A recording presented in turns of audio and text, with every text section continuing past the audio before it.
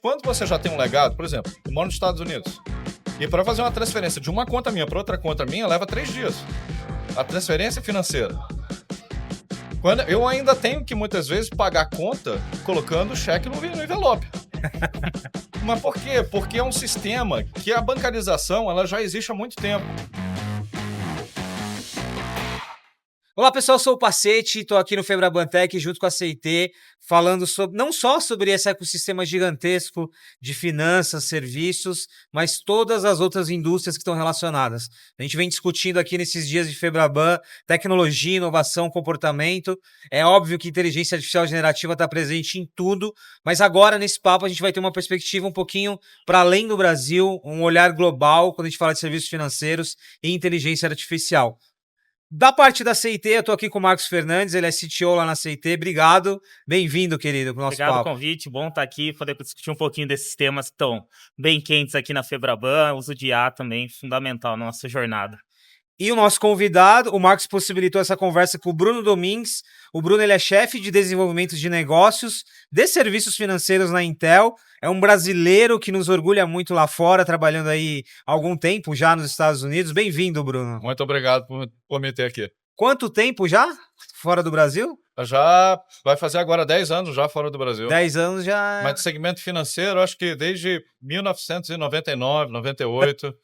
É um pouco de estrada. O que você já viu de transformação não é brincadeira, então, né? De marcos... Desde o home bank que você instalava, fazia conexão de escada, internet banking, ativos digitais agora, inteligência artificial, a gente já falava já há 20 anos atrás, né? Internet de escada eu não sei o que é que você tá falando, viu?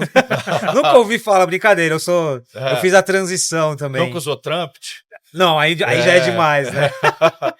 Ô Bruno, dá uma perspectiva pra gente, até pegando esse gancho da tua carreira, o que a gente tá vivendo hoje com inteligência artificial generativa é diferente de alguns marcos que tivemos do ponto de vista de tecnologia, o mobile, o banco digital, é diferente, não é? De fato é uma revolução? O que a gente tá falando aqui? Eu gosto de falar o seguinte, é difícil você prever o futuro, e eu já observei nesses anos de carreira que todas as novas tecnologias seguem aquele gráfico do Gartner, do Hypercycle. Adoro ele, adoro. Adoro. Quando começa a ter muita expectativa, eu sempre sou um pouco mais cético. Eu me lembro, eu fiz uma apresentação ontem sobre ativos digitais, e exatamente, ativos digitais, se você olha em 2016, 2017, você ia em qualquer evento, tipo Cybus, que é um grande evento internacional de bancos, era o tema que todo mundo falava em 2017. Ele aconteceu, mas não com aquela expectativa, não com aquela velocidade. Então, quando a gente fala de AI, eu sempre olho com um aspecto um pouco... O potencial é enorme. Mas o problema do potencial é que a tecnologia em si, ela não faz milagre, porque ela tem que ser aplicada a um problema real. Para mim, a inovação ela não acontece na tecnologia em si. A inovação acontece quando ela é aplicada para resolver um problema real. E é aquela coisa, às vezes você tem um problema de regulamentação, um problema de implementação, uma mudança de negócio que tem que acontecer, uma mudança cultural para uma tecnologia ser implementada, quando não existe aquela demanda, só está mudando a forma de fazer. Então tem várias formas. Eu me lembro que no início dos anos 2000, trabalhando com o Banco Brasileiro, quando foi que as primeiras implementações de ATM, não sei se você se lembra antes do ATM, que era, você tinha que sexta-feira no banco tirar dinheiro para você poder passar o final de semana. Então quando você levava para de negócio, você levava para de negócio. Não, agora você pode tirar qualquer hora do dia, 24 horas, você leva o seu cartão e você tira o seu dinheiro. Isso mudou a forma de fazer negócio e habilitou uma demanda que todo mundo tinha. Então, ainda acho que tem muito potencial, já está mudando muita coisa, mas eu acho que todo o que ele vai poder mudar ainda é muito para frente para poder dizer. Ô Bruno, eu adorei que você mencionou o Hype Cycle do Gartner. Para quem não está familiarizado, é um monitoramento ali que mostra a vida útil de uma tecnologia. E você me fez lembrar do metaverso.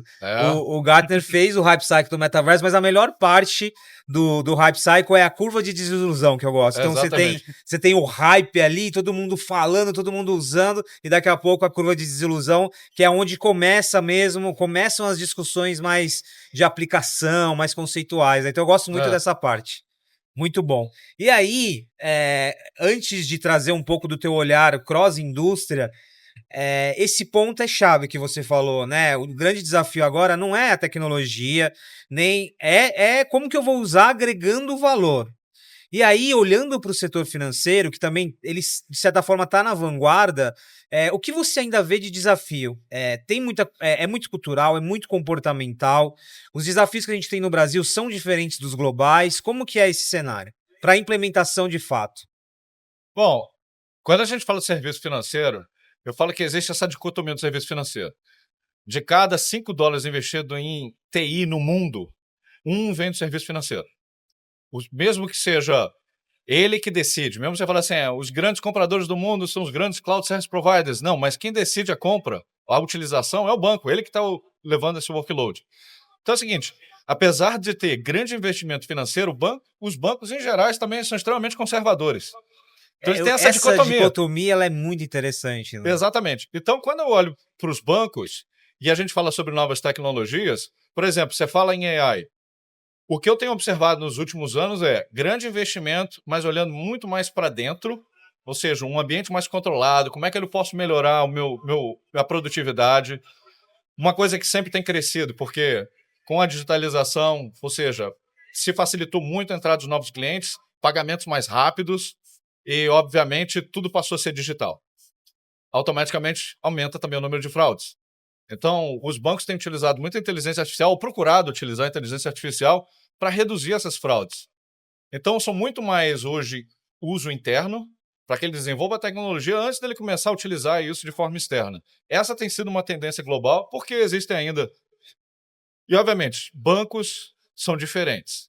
Como você falou assim, a diferença do banco no Brasil é diferente dos outros. Eu costumo dizer o seguinte, eu olho os bancos em 3 níveis. Os bancos que eu chamo que são $1 Trillion Club, são os bancos que têm mais de $1 trilhão em assets. Você pega HSBC, você pega Deutsche Bank, são bancos que ele tem footprint global. Eles fazem operações no mundo inteiro.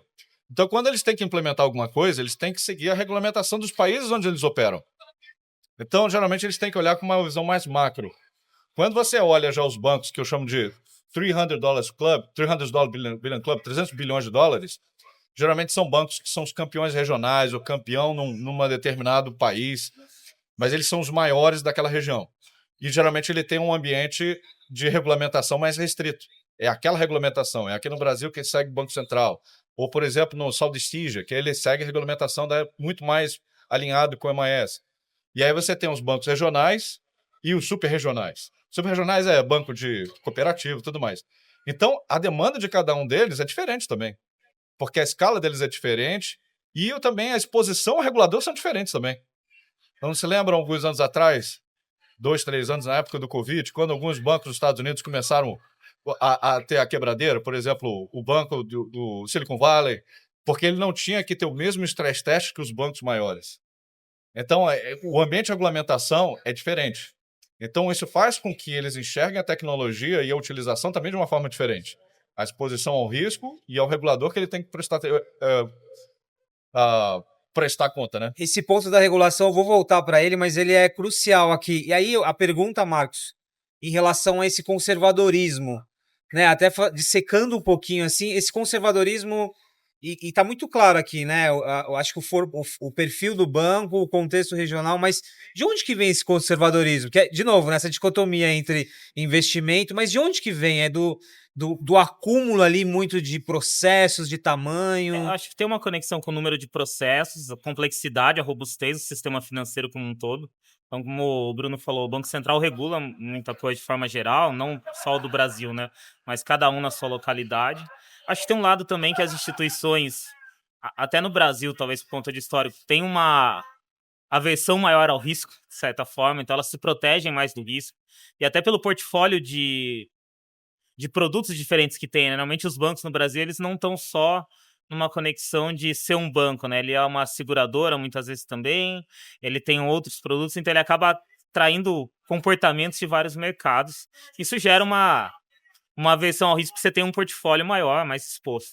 Mas, ao mesmo tempo, se a gente for na outra perspectiva, Pacete, o Brasil é um dos lugares que mais explora a tecnologia como um todo, né? O setor financeiro é avançado pra caramba em diversos aspectos. E quando a gente fala de IA especificamente, tem alguns estudos, o Brasil é um dos países que mais utilizam IA, se não o maior, em termos de uso de modelos de LLM. Então, tem uma versão, mas tem umas uma ansiedade por experimentar, por testar coisas diferentes, que está muito conectada aqui no nosso dia a dia. Acho que tem um pouco do DNA brasileiro nisso. Tem uma pesquisa recente agora do Feurabantec mostrando que 80% das instituições financeiras brasileiras, é claro que guardadas as proporções de níveis, tem uso de inteligência artificial, seja interno, ou seja já experimentando. Quando a gente fala até de agentes, mas tem uma adoção muito alta aqui. Bruno, tira uma dúvida.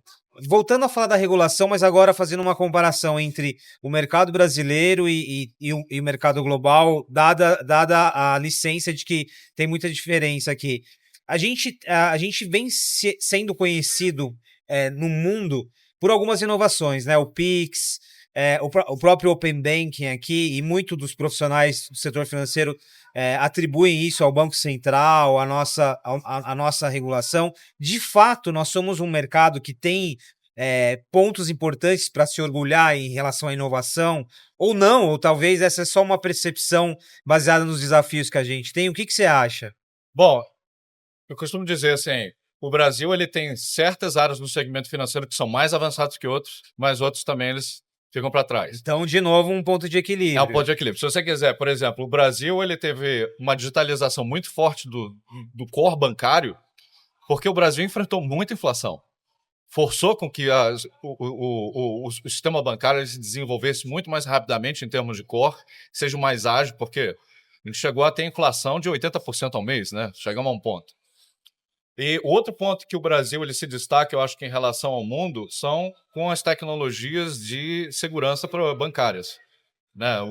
Porque o sistema, vamos dizer assim, o sistema jurídico no Brasil é um sistema que não foi desenvolvido, principalmente quando começou a internet banking, né? Ele não foi desenvolvido para um mundo digital. Então existia uma disparidade. E aí o que você resolve muitas vezes com código, você resolve com aplicação, criando dificuldade. Então, por exemplo, o Brasil foi um dos primeiros, acho que até hoje é um dos primeiros, que faz o que eles chamam de subscription da sua máquina. Ele sabe qual é a sua máquina quando você faz uma transação bancária. Você chega nos Estados Unidos, isso não existe. Ele assinar a sua máquina para uma transação. Mas tem outras coisas. A gente se orgulha, por exemplo, do Open Finance, Open Banking, mas começou na Inglaterra.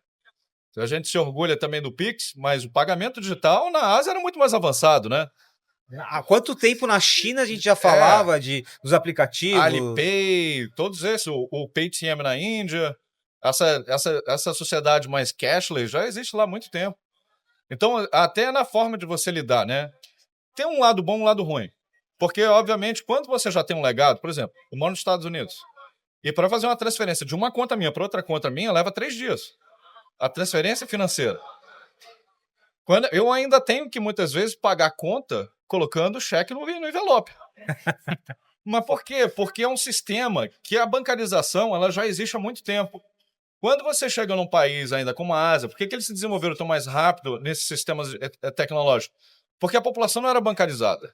Então a tecnologia ela fez com que reduzisse o atrito para essa população ser bancarizada.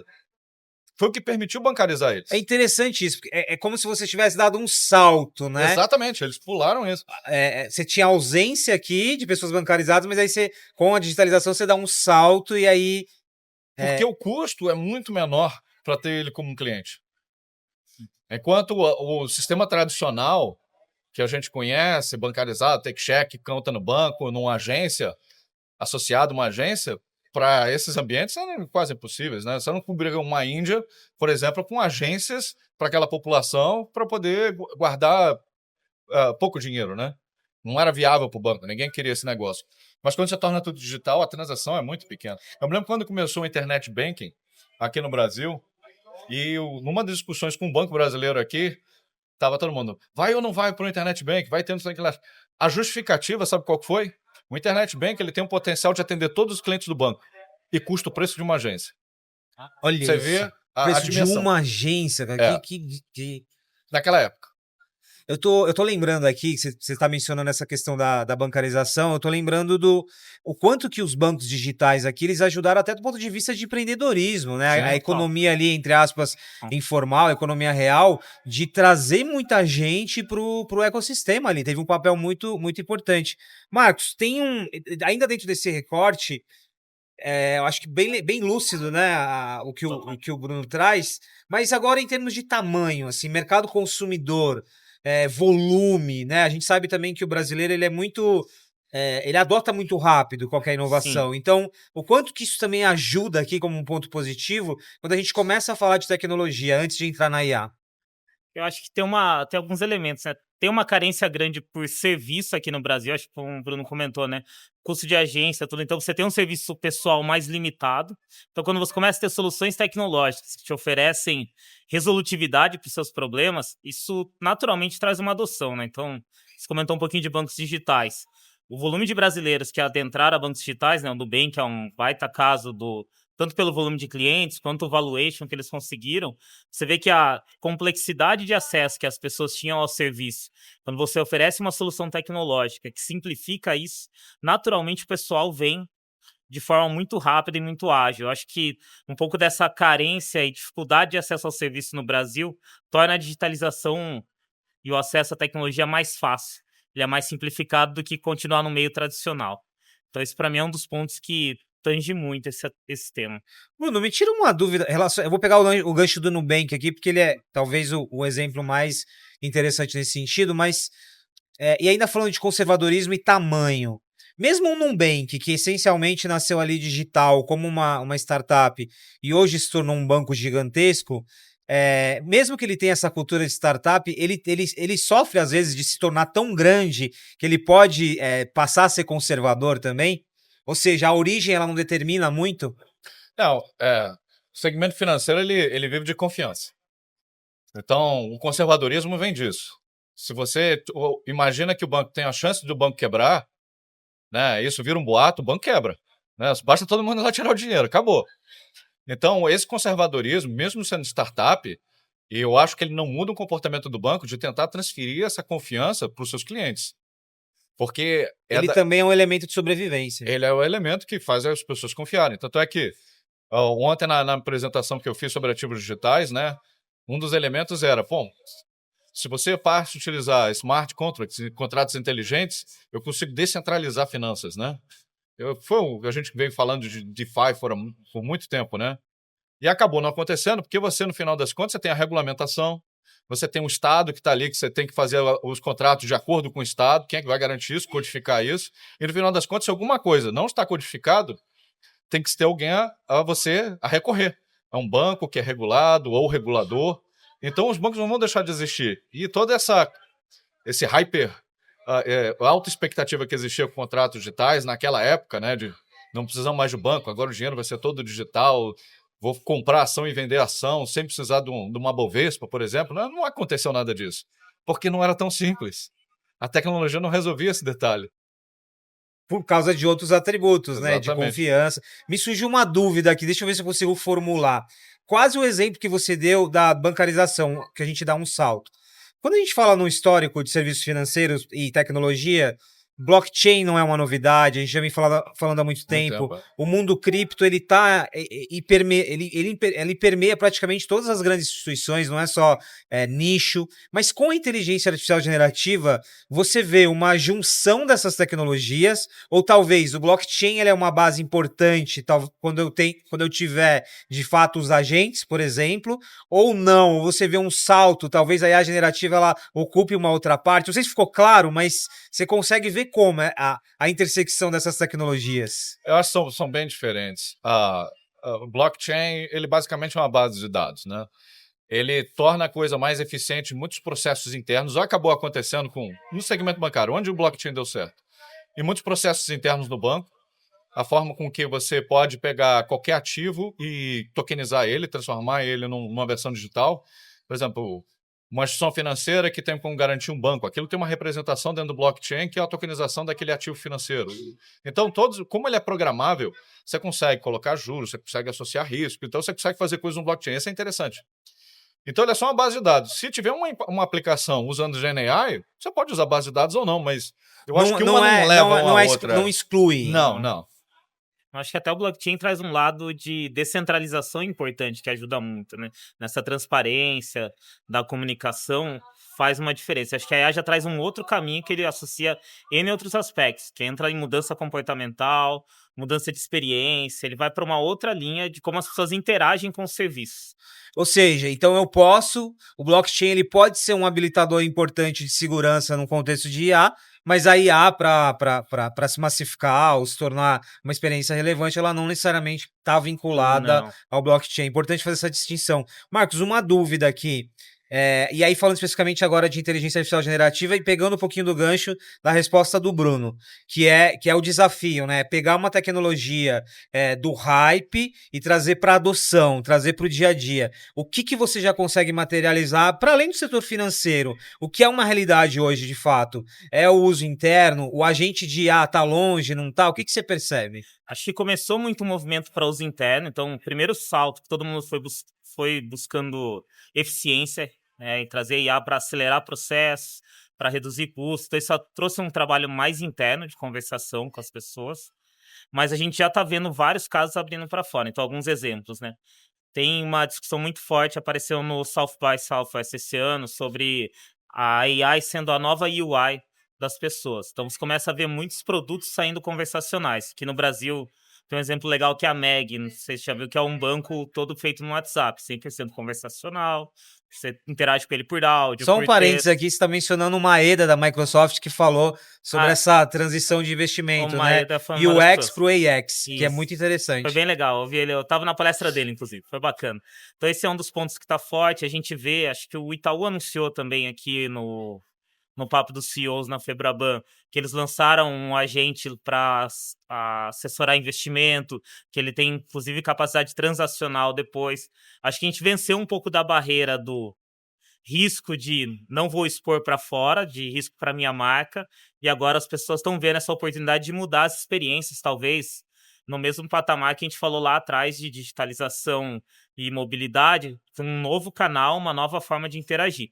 Além de olhar para todo o ecossistema no entorno, né? Então, isso falando de bancos, mas quando você olha outros mercados, vem acontecendo bastante.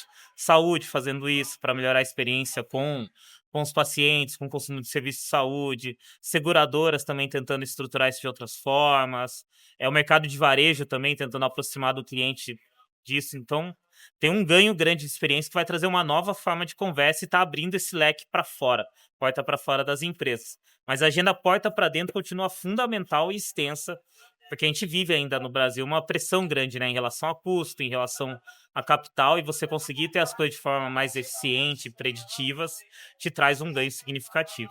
Bruno, quando a gente leva essa analogia para os Estados Unidos e também para uma visão global, qual que é o momento? E eu gosto do teu pé no chão, né? Você é muito pé no chão, é o meio termo, mas qual que é o momento em relação a esse hype da IA generativa? É de adoção já para o consumidor? Como que é? Então, tem muita investimento e adoção mais para usos internos. Os casos externos, eles são, vamos dizer assim, são mais exploratórios, mas menos implementativos. Por causa de... Quando a gente fala de regulamentação, eu até falo assim, regulamentação, ele é um floor, não é um ceiling. Ou seja, ele é o piso. Os bancos, geralmente, eles colocam uma barra muito mais alta do que a regulamentação, porque eles não querem ser expostos, obviamente, a uma violação de privacidade, um vazamento de dados. E muitas vezes são coisas que não estão nem relacionadas diretamente à proteção de dados, que muitas vezes, por exemplo, se um banco ele libera informação de que um cliente faz parte daquele banco, não está diretamente relacionado à proteção do dado, o PI, mas você violou a privacidade do seu cliente. Isso também explica o volume de investimento, né? Você tem várias camadas aqui, bem legal essa observação. E quando a gente fala de AI, onde é que elas estão acontecendo, né? Internamente? Agentes. E os investimentos têm sido feitos, eu acho que em 3 camadas. Uma que a gente fala assim, como é que eu posso utilizar AI, agentes, copilots, para produtividade geral? Ou seja, todo mundo que trabalha com dado, transforma dado em informação, é um information worker, como é que eu posso acelerar isso? O cara que faz uma apresentação, monta uma planilha, escreve um documento, escreve um relatório, isso é genérico para toda a indústria. Isso eles olham. Aí começam mais os investimentos internos, né? Eles desenvolvendo tecnologias para o segmento financeiro. Aí começa o segundo nível, que é intermediário. São agentes que servem para o banco, servem para aquela regulamentação específica ou para aquela geografia, mas potencialmente servem para outras indústrias. Por exemplo, vendas, marketing, sistema legal, ou seja, checar um documento do ponto de vista legal. Tem alguns aspectos do banco, tem alguns aspectos, obviamente, da legislação. E aí tem aqueles que já são o topo da pirâmide, que são aqueles bem específicos para atividades do banco ou da instituição financeira, que estão associados ao workflow deles, e é esse que eles têm investido mais para poder fazer. E, obviamente, tem uma série de elementos ali dentro que você pode trazer para o seu cliente final. Não é, estou dizendo o seguinte, eles não estão fazendo, senão não existiu o Bloomberg GPT, né? Que eles fizeram vamos dizer assim, um chat GPT para o investimento financeiro. Mas ele é vamos dizer assim, é um agente que te sugere, mas ele diz assim, os riscos são seus, né? Como eu estou te dando informação a respeito do que eu consigo gerir, mas ele não coloca num autopilot, né? Não é uma coisa assim, segue o que eu estou te dizendo porque obviamente pode haver consequências. Então acho que ainda existe um passo. Eu tive uma conversa com um grande banco, esses de $1 trilhão do clube, que faz operação no mundo inteiro, a gente falando exatamente sobre isso.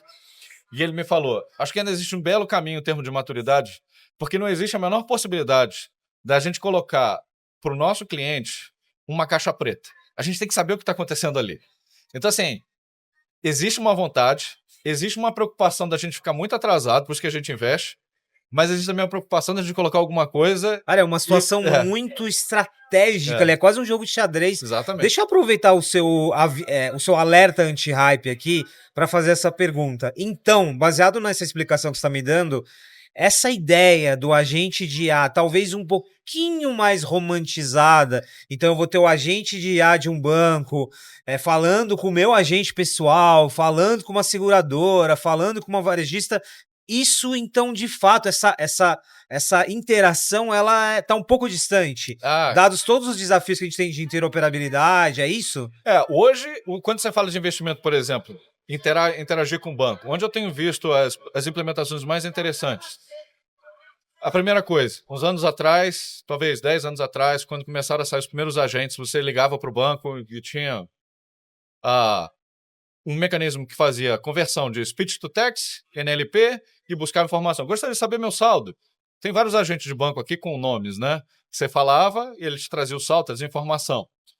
A experiência, normalmente, dos clientes, eles não foram boas, porque muitas vezes você fala alguma coisa, não entende, repete. Por favor, deixa eu falar com um humano, né? Então, muitos bancos voltaram atrás nisso, e o que eles estão fazendo? Estão assessorando humanos nesse processo. Então, por exemplo, quando você me liga num banco, conectado no microfone, tem um agente. E o agente ele vai o seguinte, olha, queria pegar as informações, por exemplo, para garantir que o paciente é você mesmo. E aí você vai falando seus dados, e não tem aquele negócio do digitar, pode repetir? Não, o agente ele já vai preenchendo. E conforme você vai falando do seu problema, a interface vai mudando e me guiando na melhor forma de interagir com você para reduzir o tempo. Então não tem que, deixa eu ver qual que era a tab que entrava, por exemplo, num produto de seguro. Ou como é que eu... Não, ele já vai guiando e vai te dando sugestões de como interagir. Então ele faz com que ele seja um copilot para o atendente. Eles estão voltando a dar mais poder ao atendente. Que volta ao exemplo anterior que você deu também. As pessoas ainda querem o contato humano. Se for mais rápido. Você começa a humanizar, que é legal. Por exemplo, na saúde, trazendo para um outro mercado, o fato dos médicos usarem transcrição para escrever o prontuário durante as conversas tem um baita ganho, ouvindo médicos e pacientes falando, porque aumenta o contato humano com as pessoas. Porque normalmente ele está lá ouvindo e digitando, E aí quando ele deixa a IA capturar, ele está ali conversando com a pessoa, entendendo, analisando ela melhor, cria um outro grau. Então tem um lado da IA que a gente fala menos, né? A gente acha que IA vai só tornar o relacionamento mais frio e mais automatizado, mas ela tem um potencial de deixar algumas interações significativas muito mais humanas. Tem um lado legal dessa conversa aqui. Eu estou estudando bastante agentes e eu estava olhando para varejo, né? Então, por exemplo, hoje o vendedor, que até pejorativamente às vezes ficou conhecido como tirador de pedidos, ele pode se tornar um consultor, ele pode tornar uma venda, ter uma figura mais estratégica e o agente vai contribuindo com toda essa parte operacional. Isso é muito legal, né? É a junção aqui muito clara. Bruno, para terminar, e acho que a gente passou, né? Eu acho que a gente deu bastante o contexto aqui, Brasil, global, ficou muito claro a necessidade de ter o pé no chão, né? O que você diria hoje para um CIO, para um CTO, para uma liderança de tecnologia que está um pouco perdida, talvez, de qualquer segmento, né? Olha, é muita coisa acontecendo ao mesmo tempo, eu preciso treinar minhas equipes, eu preciso entender se eu vou adotar essa ferramenta. Qual que é o advice que você dá para lidar com esse momento que ele é complexo, mas ele pode ser muito interessante também? Primeiro passa por uma mudança organizacional. Eu vou te dizer por quê. Coisas que eu tenho visto acontecendo em outros bancos lá fora é que hoje, por exemplo, você pega um grande banco lá fora, ele não tem um CIO, ele tem 5, 6 CIOs. Porque você tem um CIO associado à área de negócio. Porque no final das contas, não é tecnologia. Hoje a tecnologia, o tradicional CIO, ele fornece a infraestrutura. Se você quiser inovar, você tem que estar junto do produto, você tem que pensar no produto primeiro. Não é pensar, eu tenho essa tecnologia, como eu aplico? Não. Qual é o teu problema? E você usa a tecnologia para repensar o problema. É diferente. Então, estar mais junto das áreas de negócio. E as pessoas de tecnologia entenderem mais de produto, ser mais especializado em produtos. Muito bom. Até essa diferença de composição hierárquica é interessante. Aqui no Brasil, a gente ainda tem muita figura centralizadora, né? Apesar de ter tido um movimento, né? Os bancos hoje têm nas suas áreas os executivos de tecnologia, os CIOs, CTOs locais, de repente do varejo, do atacado. Começa a acontecer esse movimento, mas ainda tem em muitos casos, uma figura mais ampla do CIO que orquestra e governa isso. Bruno, Marcos, eu queria agradecer pelo papo. Esse era um papo que ele tinha tudo para ser duro, né? Mas é um papo que você vai tirando da caixinha assim, mas começar com o Hype Cycle do Gartner já me ganhou. Eu gosto muito. Ele é muito bom, né? Ele é muito didático. Obrigado pelo papo.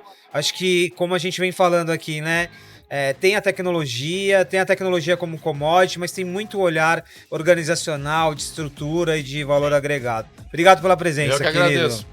Isso aqui. Muito bom. E obrigado também. Obrigado, parceiro. Muito boa a conversa. É isso, pessoal. Mais um episódio gravado diretamente aqui do Febraban Tech, junto com a CIT, comparando um pouquinho aqui o Brasil, o mercado global, os Estados Unidos em relação à adoção de AI generativa e outras tecnologias. E a gente volta aqui nessa jornada de conteúdo e muita tecnologia e inovação. Valeu!